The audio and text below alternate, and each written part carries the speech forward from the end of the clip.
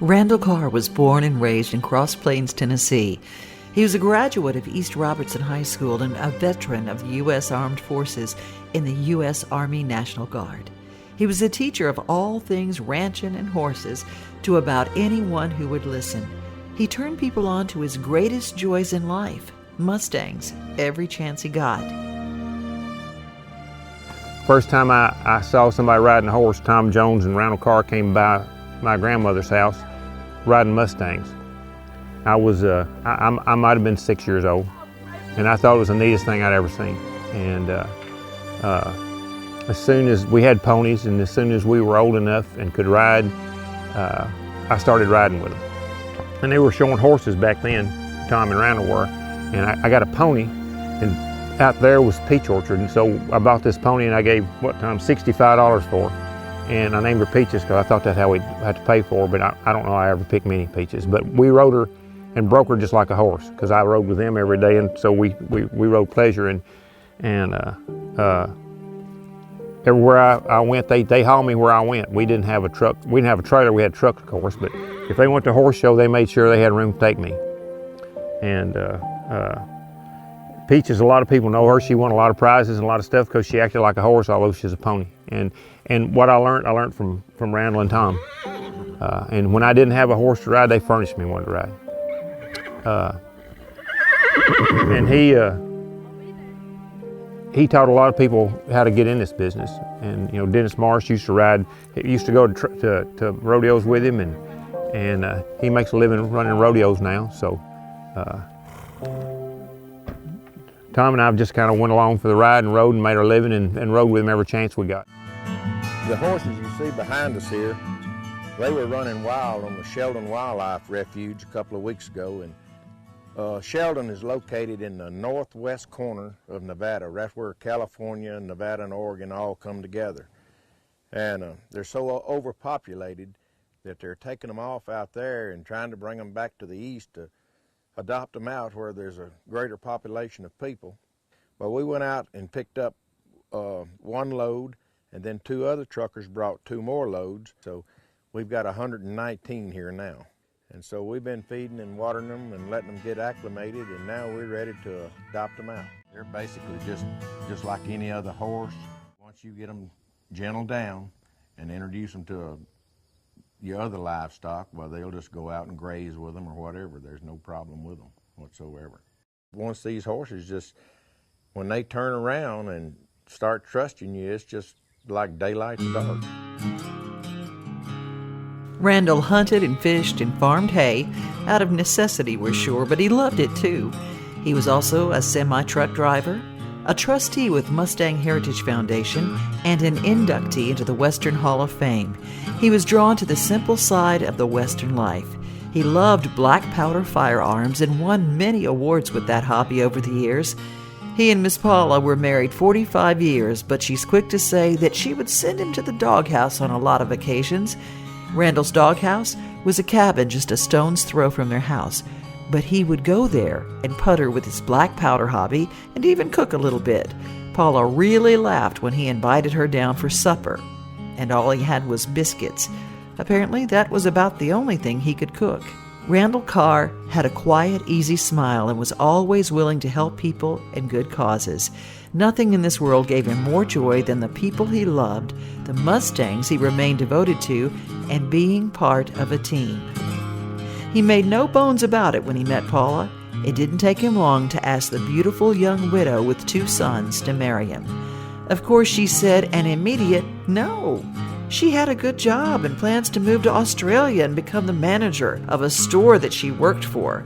Randall's dad finally stepped in and said, "He is pacing, he is not eating, he is miserable.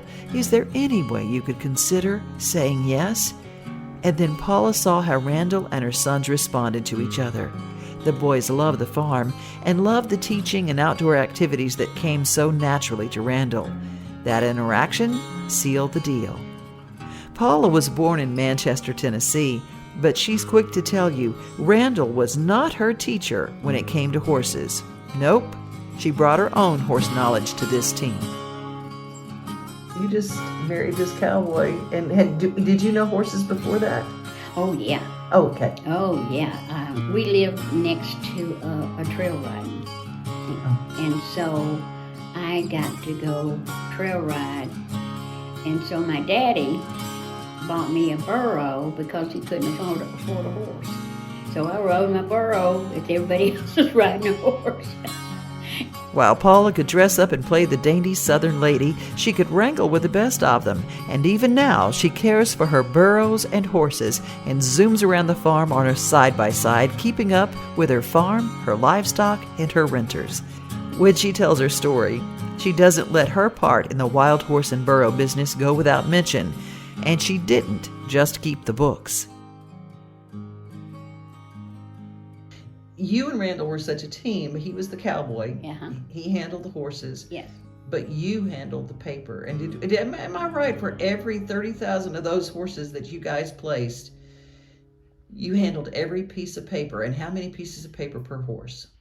There was 5 pieces of paper, of government paper, for every horse. But don't sell me short, because I was in London, Ohio by myself, and I was in out there in Texas by myself. And there was no Randall Carr to handle the horses. I had to handle them.